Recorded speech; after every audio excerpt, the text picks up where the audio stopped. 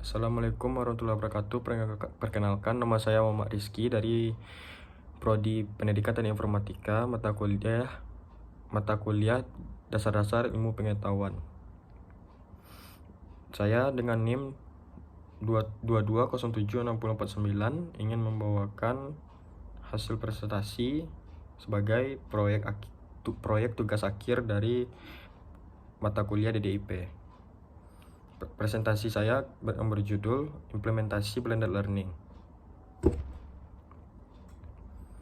Pertama, saya akan membahas apa itu blended learning.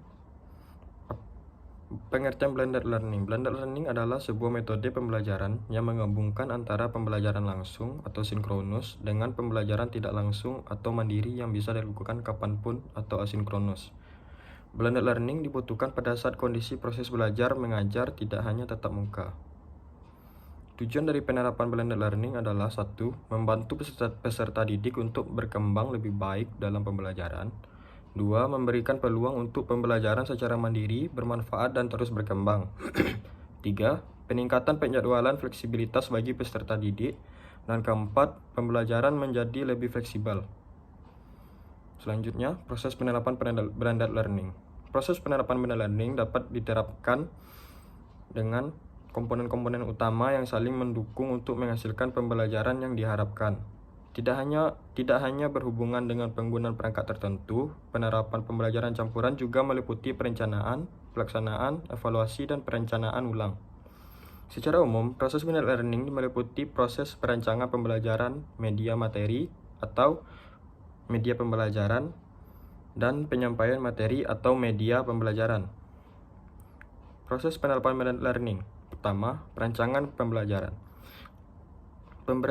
Pembelajaran dirancang sedemikian rupa untuk mencapai tujuan pembelajaran yang juga meliputi analisis dan strategi pembelajaran bahan ajar, serta penilaian hasil pembelajaran. Yang kedua, penyediaan materi. Pengajar dapat mengembangkan sendiri media pembelajaran yang dapat membantu siswa dalam proses belajar. Terdapat beragam media pembelajaran yang dapat digunakan seperti video, audio, presentasi, dan lainnya. Dan yang ketiga, penyampaian materi. Penyampaian materi dapat dilakukan setelah seluruh materi dan media pembelajaran siap. Guru dapat menggunakan layanan Learning Management System atau LMS. Yang selanjutnya, saya akan membahas model blended learning. Model blended learning dibagi menjadi pertama, face-to-face driver. Melibatkan siswa tidak hanya sekadar tatap muka di ruang kelas atau laboratorium, melainkan siswa dalam kegiatan di luar kelas dengan mengintegrasikan teknologi web secara online. Yang kedua, rotation. Mengintegrasikan pembelajaran online sambil bertatap muka di dalam kelas dengan pengawasan guru atau pendidik.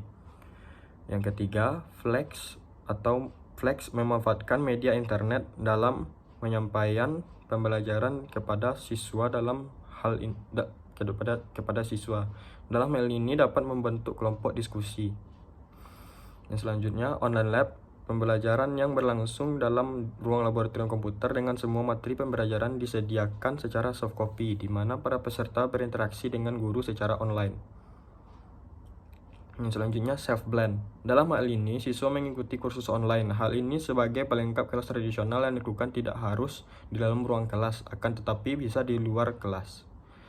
Yang selanjutnya, online driver. Merupakan pembelajaran secara online, di mana dalam hal ini, seorang guru bisa mengupload materi pembelajaran di internet sehingga dapat mendownload atau mengunduhnya dari jarak jauh.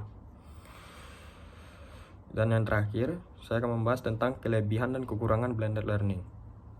Kelebihan dari blended learning yaitu hemat waktu, hemat biaya, pembelajaran jadi lebih efektif dan efisien, peserta didik lebih leluasa untuk mempelajari materi secara mandiri, memanfaatkan materi-materi yang tersedia secara online, dan memperluas jangkauan pembelajaran atau pelatihan.